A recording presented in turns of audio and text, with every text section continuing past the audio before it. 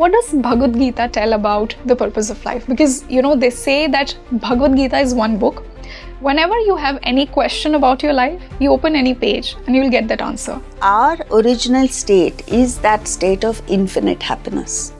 And we will never be content till we reach there. And all people who have reached there have said, I have reached the ultimate, I don't want anything else. How do I not desire for the result of it when my ultimate goal is happiness? When I'm doing to achieve it, can I really detach from the results of an action? If your mind slips from the present action, goes to the past, worry over the past, or anxiety for the future, like you said, the result. Then what happens? Your mind is not concentrating on the present. You make mistakes, you make errors, your action is flawed. You don't achieve the fruit. At match point, who wins doesn't depend on who's more skilled. Depends on whose mind is on the present action. How can I tackle the relationship challenges that come into my life? Like it can be relationship with my parents, with my siblings, with my partner, husband, wife. Where it is free from expectations because I'm independent. It doesn't matter to me whether you cater to me or not, whether you say nice things about me or not, whether you say I love you or not, whether you cater to me intellectually or not. It doesn't matter. I just love you for your sake.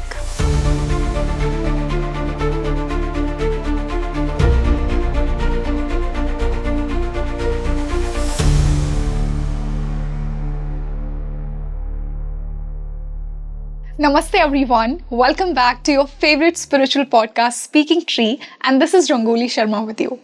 Another day and I've brought to you another episode of our exclusive English series Mystic Mind. In today's episode, the guest I have with me is one of the most powerful speakers when it comes to Indian philosophy and Vedanta. She has been teaching Vedanta Bhagwad Gita for decades now and has even spoken on some very prestigious forums all across the world. I'd like to welcome Jaya Row, ma'am. Ma'am, welcome to Speaking Tree. Thank you. Namaste. Ma'am, it's such a privilege to have you on our show today, and I do feel very honored to be in this discussion with you today. Thank you. So in today's episode, we've understood what exactly is Vedanta, what is its relevance in today's modern world. At the same time, we've also discussed the timeless teachings of Bhagavad Gita and how you can apply them and live a happy life, a struggle-free life. What is detachment according to Bhagavad Gita? Can you really live a detached life while living this materialistic life? What is Moksha? We've touched upon all these topics in today's discussion. So as I told my audience that today we are going to talk about the teachings of Vedanta and Bhagavad Gita specifically, like how can we apply their teaching now in today's time? What is their relevance? So to begin with, what is exactly Vedanta and what are its core principles for somebody who doesn't know anything about Vedanta? Vedanta comes from two words, Veda and Anta. So it appears in the last portion of each of the four Vedas. So it's called the Anta, end of the Vedas. But it has another meaning. Veda is also knowledge. So it's the end of knowledge. It's the highest knowledge that is available to the human being. And so it appeared at the end of the Vedas. And then over time, people found it difficult to understand the Upanishads. So it appeared as the Upanishads at the end of the Vedas. Okay. So the Bhagavad Gita came. That was many, many thousand years later. And that appealed to the common person more. Krishna, the enlightened guru, and Arjuna, the eager student who was in a mess, who was facing problems, and he asked Krishna for help. So Arjuna epitomizes the modern person now, who's facing stress, who's facing problems, situations, obstacles in life, and needs help in solving problems, in becoming successful in life, gaining prosperity, becoming happy, and growing to one's potential. So even though Vedanta and the Bhagavad Gita is many, many thousand years old, it is very, very relevant in life today it's always relevant because it's a science. It's not just a conversation. It's not just one person telling the other person something. It's a treatise on life, on the technique of living. And so, just as every other technique needs to be learned and practiced, if you want to play tennis, you have to learn the technique of playing tennis, practice it, and master it. Yeah. It's the same thing with life. But because we haven't learned it, we end up living life without having learned the technique. And so we make mistakes here and there, we get stressed out, we get grief-stricken and all of this. So it's absolutely essential to learn this technique of living when you're young. The younger, the better. Because you absorb it, you're able to live it effortlessly. And you don't waste time making mistakes in life. So, in ancient times, Vedanta was taught to school kids between the ages of 7 and 16. So when they graduated at age 16, they were masters at this technique of living. Today at 60, we don't know. Yeah, we are still looking for the purpose of our lives at 60. So this is basically it. And it's about mind management. How do you manage the senses and the urges of your senses? How do you manage the mind and its likes and dislikes? How do you manage your desires, your aspirations in life? And one of the most basic teachings of Vedanta and the Bhagavad Gita is the intellect. The fact that we need to use the intellect, because when the human being was created, we were gifted with the intellect, which is denied to all other creatures. And we need the intellect because we're the only species that's been gifted with choice of action. Yeah.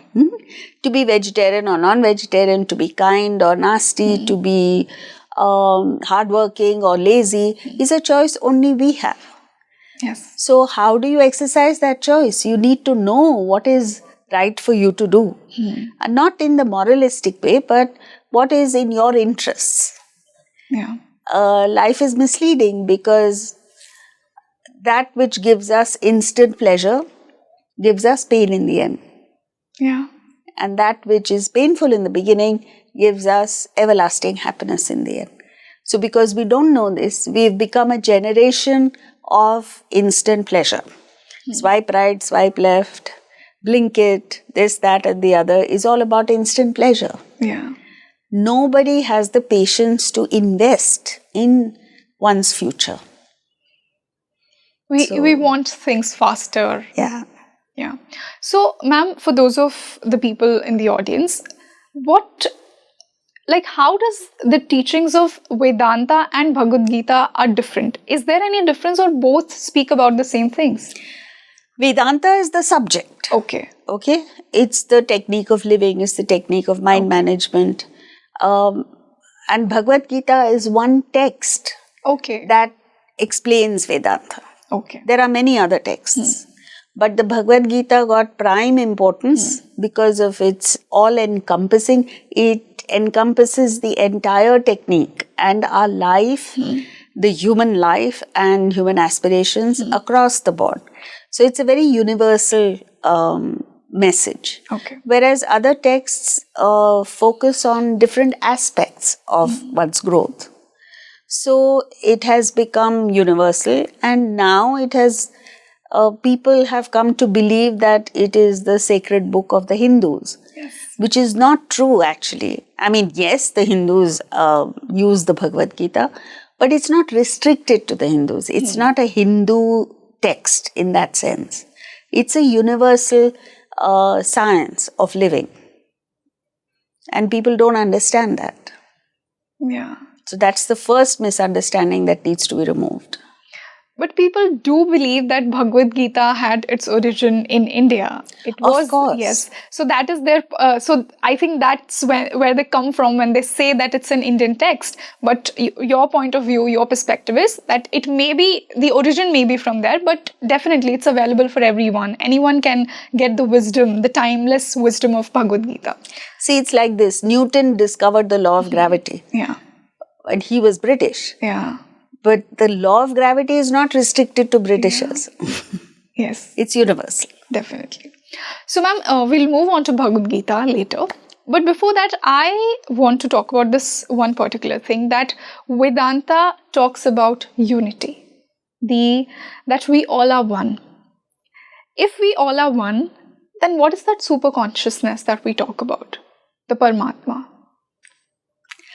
See, it's like this. When we say we are all one, what are we referring to? Not the body, because the bodies are all different. Your mind is different from mine and from many other minds. The intellect is different. So what is it that is the same? It is the spirit. It is that which gives us life, which enables us to function. That is the same in all of us. So that's the unifying factor. Now, what we refer to as Paramatma is not different from Atman. It's the same. It's just that the reference point is different. When you say Atman, it is that which pulsates in each living being. When you say Paramatma, it is that vast consciousness that supports the entire universe. But both are one. It's like electricity in a room and total electricity. Yeah. They're both one. Yeah. They're the same. But it's just the reference point is different. And that is done because if you use only Paramatma, then how do you get to God? You think, oh, he must be beyond the furthest limits of the universe. Yeah. It's not so. How do you get to God? Look within. Yeah. So that's why we use two different terms. Technically, we use Atman and Brahman. And we talked about the purpose of life, and we also talked about that how there are majority of people who even in their 60s, 70s, they don't know the purpose of their life. They have lived a major chunk of their lives. What does Bhagavad Gita tell about the purpose of life? Because, they say that Bhagavad Gita is one book. Whenever you have any question about your life, you open any page and you'll get that answer. So we'll start with purpose. How to find the purpose of my life, or anybody who's watching this show through Bhagavad Gita's wisdom. How can I find the purpose of my life? See, if you observe yourself, if you observe all other living beings, not just human beings, what is it that drives people? What is it that in the end they are looking for? They're looking for happiness, right? Yeah. All creatures are looking for happiness. But nobody seems to know where it lies.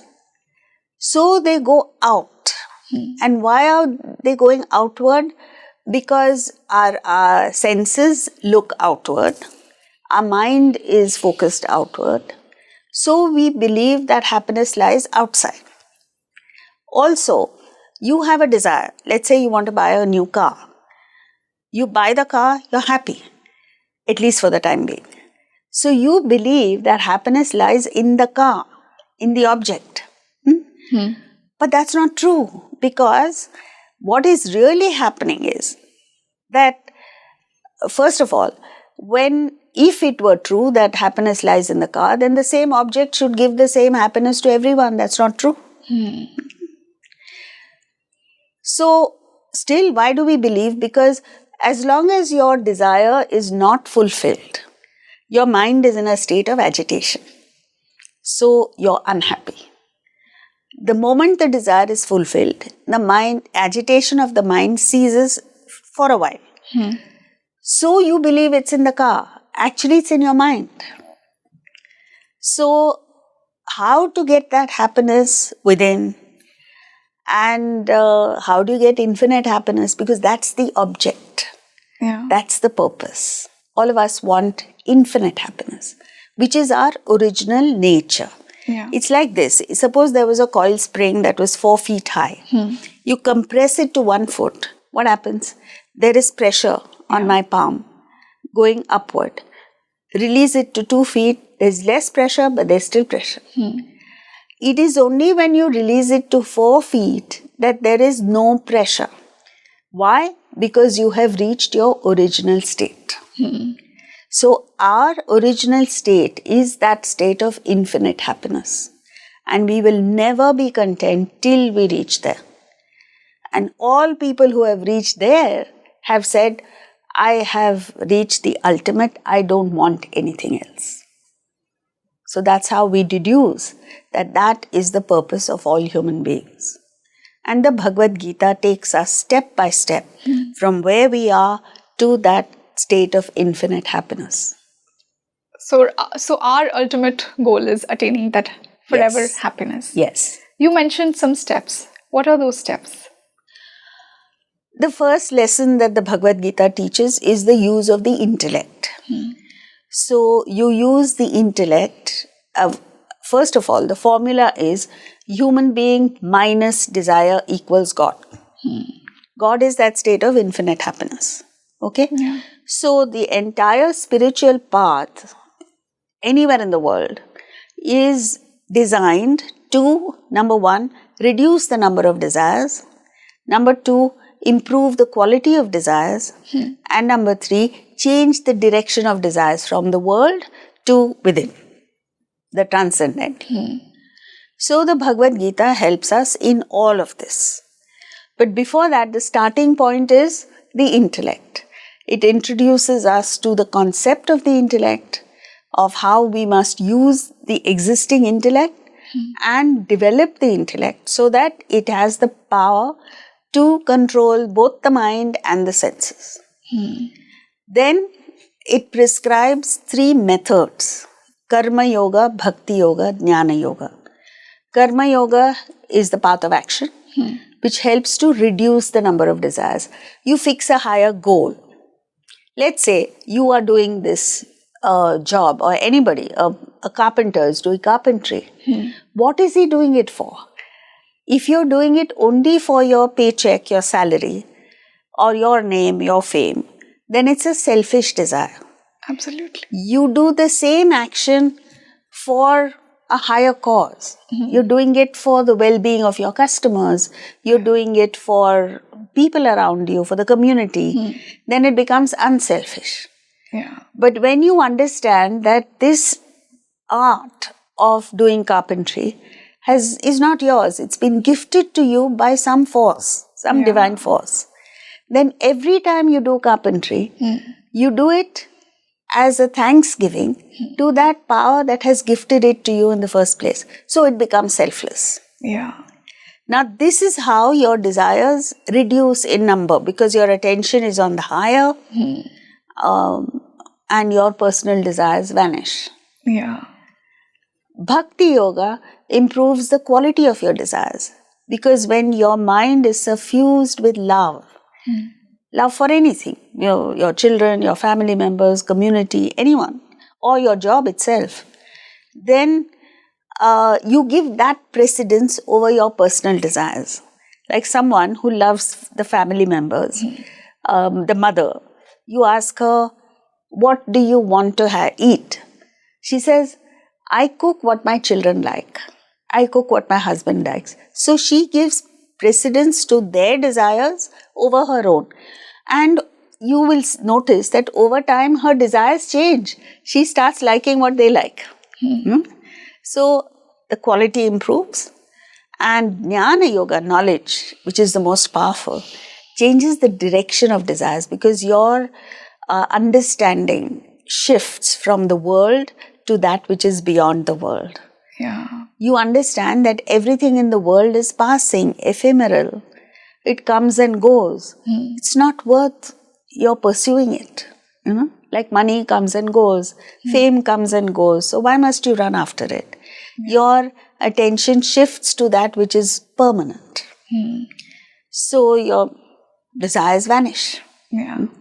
Then you reach the state of uparati, which means withdrawal from the world. At that stage, you're fit for deeper concentration, contemplation, meditation, which is defined as the mind focusing on one thought to the exclusion of all other thoughts under the supervision of the intellect. This is the definition of meditation. And in the sublime realms of meditation, you stop the chant. When you stop the chant, that thought, which is the only thought in your mind, vanishes. Your intellect is transfixed in the silence, because the job of the intellect is to discriminate between two, sound and silence. Yeah. Now there are no two things, there is only silence. So the intellect also goes, what remains is Atman. You become God. So you realize that inner God within yourself. Yes. So ma'am, Bhagavad Gita talks about detachment from your karma. That, do your own thing, but do not desire for the fruits of it. कि अपना कर्म कीजिए, पर फल की चिंता मत कीजिए. How do I not desire for the result of it when my ultimate goal is happiness? When I'm doing to achieve it? I mean, that's a difficult task, that you are doing something for achieving it, but at the same time, you're supposed to not be concerned about the results of it. So can I really detach from the results of an action? Yes, because if you understand action properly, why do you perform the action? Because you have a goal. You've set the goal and you've worked out the plan of action, and you're performing every action for you to get to that goal. Yeah. Now, while performing action, 100% of your mind must be on the action.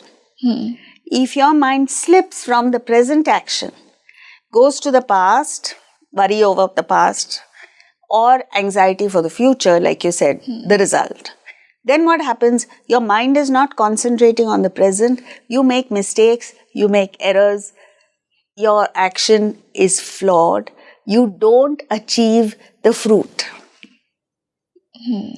Right? So you want the fruit, but you're acting in such a way that you don't get the fruit. Yeah, you're coming out of the desperation. This is clear in sport, like the Wimbledon final, which we just saw. At match point, who wins doesn't depend on who's more skilled, depends on whose mind is on the present action. Yeah. This lady, Bhakar, what's her name? Manu Bhakar. Yeah. When she got the bronze in the Olympics, in the recent Olympics, a journalist asked her, what was going on in your mind at that moment? And she said, my mother studies the Bhagavad Gita and she taught me, focus on the action, not on the fruit. So, you win when your attention is entirely on the present. Yeah. Number 2, you have no control over the fruit. Absolutely. But you have 100% control over the action. So what you can control, you focus there. Yeah. The fruit will automatically come. Ma'am, earlier when you were talking about Karma Yoga, you said that there are certain things that we are blessed with. Do you believe in destiny? Yes. It's not a question of belief. We are at different points in life based on our past actions. Yes. For instance, take 2 students in school. One has been diligently studying, so he does well in an exam. The other has not been studying, and so he doesn't do well. So that is his destiny. And destiny is nothing but the sum total of all your past actions put together. Yeah. That cannot be changed. It's fixed. At this moment, you can't change it. But we also have another very powerful force within us, and that is called Purushartha. Yeah. Destiny is Prarabdha and self-effort is Purushartha, which is completely independent of your destiny. So you exercise that. You're free to exercise it whichever way you want. But the moment you exercise it, it gets mixed up with the past and it becomes your destiny for the next moment. Yeah. Now, you have no control over the past. Destiny is fixed. You have control only over your present choice. If you consistently, constantly, diligently act or exercise your choice in a direction different from your destiny, then you carve a brilliant future for yourself. At least a future different from what your present is. Yeah. But most of us don't understand the power that we have of this Purushartha. So we just go along with destiny because that's the easiest thing to do. Yeah. We blame our past. Yeah. Yeah. So an alcoholic continues to be alcoholic. A lazy person continues to be lazy. A musician continues to do whatever. But this thought must come to us that now I don't have to take it lying down. I can change it. And that power resides in me right now. And when you exercise it, you don't see the result immediately. An overweight person puts in effort to control her food or exercises and things. She doesn't lose weight immediately. Therefore, we need that quality of consistency of purpose. Basketball player Kobe Bryant says he played an entire summer, that means 3 or 4 months, without scoring a single point. Anyone would have given up basketball. But he continued. And he became one of the best basketball players. So when you begin, you don't see the results immediately. You must have that faith in yourself, the confidence, and the consistency of purpose to just go with it. So therefore, in Vedanta, they constantly use the word satatam, always, nityashaha, always, consistently, because that is what makes for success. It's not one brilliant act that makes for success. Absolutely. Ma'am, do you believe that our free will can cut the karmic ties? Because we all have been creating the Rinanu Bandhan. What is Bhagavad Gita's teachings impact on it? Yes, you can definitely overcome your past, except in physical terms. Okay. What I mean by physical is, in the Ramayana, Dashratha killed a boy taking water from the river. He thought it was an animal, but it turned out to be a boy, and that too he had blind parents. And the story goes that the blind parents cursed him and said, "You will die in grief for your son," exactly the way we are grief-stricken. And he went through that. When Ram was banished for 14 years, he went through that grief and he died in the grief. Now he was a good king, he was a well-meaning king, he didn't mean to kill that boy. But when you shoot, it is your responsibility to make sure you know who you're shooting. He didn't do that, he was careless about it. And so he had to pay the price for it.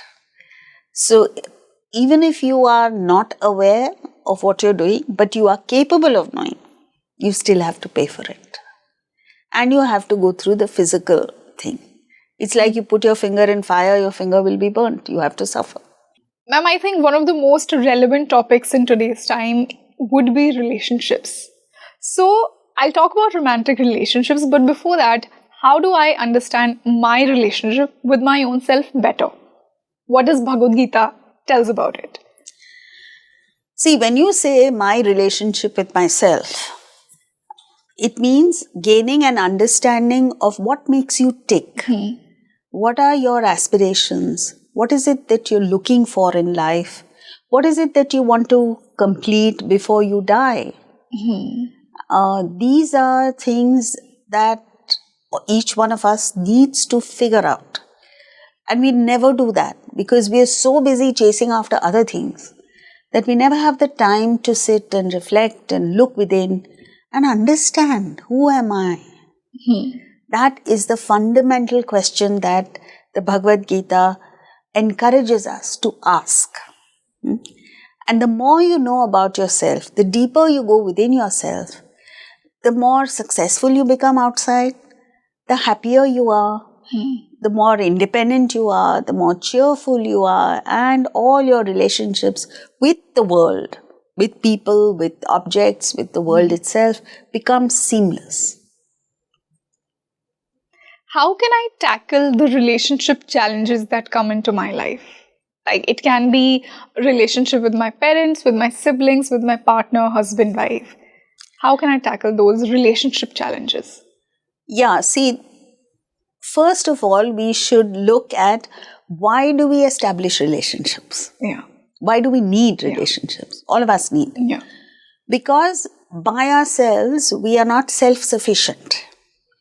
Like, suppose I had polio in one leg, I can't stand on my own feet, so I need a crutch. It's same thing happens emotionally. When I'm not self-sufficient, when I don't feel complete within myself, I need to reach out to others and lean on them.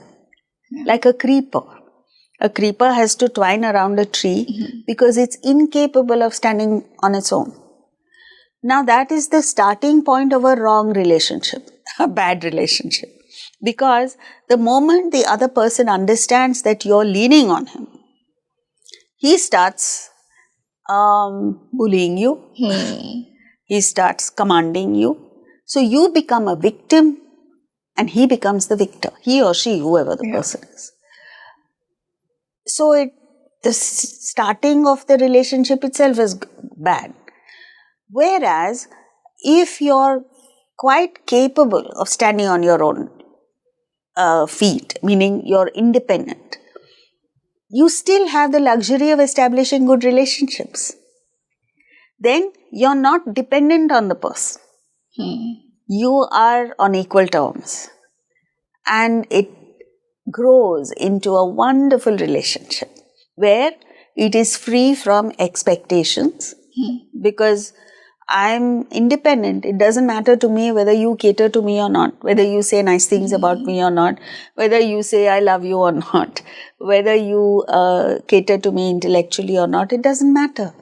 I just love you for your sake, for the way you are. This is how a dog loves a master. Yeah, without conditions. Exactly. Dog doesn't care whether you're wearing Nike shoes or Bata shoes. Dog doesn't care whether you're carrying a Prada bag or any other bag. It just loves you. Even when you're nasty to the dog still comes back to you. Yeah. So that is the kind of love that we should have. Unconditional. But as time goes by with each generation, you find that it's becoming more and more conditional, more and more dependent, more and more wanting things from the partner. Yeah. So what is happening, particularly between parents and children or partners, is that you want to live your ambitions vicariously through your children. So you didn't get a first class, you want the child to get a first class. You didn't play good tennis, you want your child to be a tennis champion. So what is happening is we are projecting our aspirations, ambitions onto the children, and when they don't live up to them, you get frustrated, you are nasty to them, you put pressure on them, and you ruin the relationship. You ruin the person. Yeah. It reminds me of that one quote from Khalil Gibran which says, "Your children are not your children. They are the sons and daughters of life's longing for itself." Correct. So, see, first of all, it's unrealistic what you're expecting. Because after all, the child has your genes. Yeah. How can he perform better, Whereas, if you just accept that this is the nature of the child, you make an assessment and say, this is the nature of the child. She is not very good in academics, but she is an excellent musician, or she is a very good sports person. Then you are happy, whatever the result is. And maybe the person is talented but doesn't necessarily have the ambition of becoming world class, so be it. But ma'am, do you believe that is it really possible to have unconditional love? Because I think that kind of love is only what a mother has for a child or what we have for God. Because any connection it comes in life, we would have some expectations, we would have some conditions to it. So how to let go of those conditions? Yes, you're right. Because when a person's relationship becomes completely unconditional, then it means you have reached the state of total independence, which is the state of God realization. Yeah. How many people are like that? Very few. Yeah. But at least you can move from selfishness to unselfishness, where your expectations and demands reduce. And you learn Vedanta and you make a conscious effort to drop the expectations because you want a wonderful relationship. Yeah. Then it is possible. Of course, there will be expectations deep down, but at least on a workable level, you carry on. You have a wonderful relationship with people. So I think That is possible. I think it all starts with self-awareness, how much you want to understand yourself better. Yes, and how you develop the strength to become independent. Yeah. Since we talked about the ultimate goal, let's talk about moksha. What is moksha to you? Moksha is defined as total freedom from your matter layers. You're free from the body and its demands. You're free from the mind and its emotional needs. You're free from the intellect and its intellectual pursuits. You are fulfilled, content, happy by yourself, in yourself. Which means it takes us back to that formula, human being minus desire equals God. That is the state of moksha. So is it fair to say that moksha is a state that you live while living? It's not something to be attained. It's not something like, the fancy picture that we've created of moksha, that one day you're going to die and your soul is going to merge into the Parmatma and that will be the state of moksha. No. You can reach the state of moksha while you're living. Yeah. So it's a very practical, it's very appealing that you can get to that state while you're living here, because who wants a post-mortem moksha? Yeah, absolutely. And ma'am, I also believe that, the general definition of moksha that people have created, it has more to do with their suffering, that they think that one day their suffering is going to end and that would be the ultimate moksha. But as you said, that the real moksha is what you're experiencing while living. Yes. So ma'am, to put an end to today's wonderful discussion, what do you think are some teachings from Bhagavad Gita that every person in today's life should apply to make their lives better, to live a happy and peaceful life? The first thing is that the Bhagavad Gita gives the formula for perfect action. And if you put that into practice, you will be extraordinarily successful in life. You will gain prosperity, you will earn name, fame, you will become creative, all of this. You will become extremely successful. Second, you will be happy within yourself. Now, these two never coincide. Successful people there are in the world, they are not happy. Yeah. And the few people who are happy are not successful. So you achieve a combination of the two, which is really heavenly. It's a heavenly experience. And most importantly, you grow to your potential. And our potential is that state of enlightenment or God realization. Even if you don't get there, if you get somewhere there, free from the pangs of daily living, it's good enough. And then your further progress depends on how much effort you put in. But I think the most important thing for us to realize, particularly the younger generation, is to understand that we have in our heritage a most precious wisdom, knowledge that can help us get here. Yeah. Today, the concept of Bhagavad Gita or Vedanta or spirituality is, it's meant for after retirement. It's meant for the old and exercise before death, Yeah. Therefore, they are not giving themselves a chance and looking at it when they're young. And on the other hand, there are Americans who are talking about it. I recently watched a video of an American talking about how the whole world is waking up to India being the 4th largest economy in the world, its geopolitical importance and all of that. And he said, but you haven't, if you're focusing there, you haven't understood India. Yeah. The strength of India is its long, unbroken civilization, which is based on knowledge, on spirituality. So this is what our young need to understand. Awaken to this. It's like you're the child of a billionaire and you're begging on the streets. We're looking to the West for inspiration. We're looking to the West. There's nothing wrong in learning the good that the West has. But understand your strengths first. Your abundance that lies within you, as they say. Definitely, ma'am. And I also feel that, there's a spiritual expansion, as we were talking off the camera, that's happening all over the world.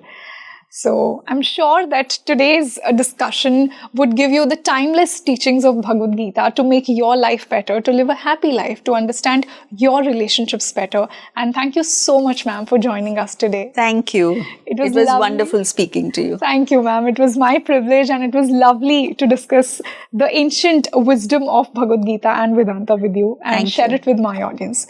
So do tell me, how did you like today's podcast? What do you feel about the timeless teachings of Bhagavad Gita?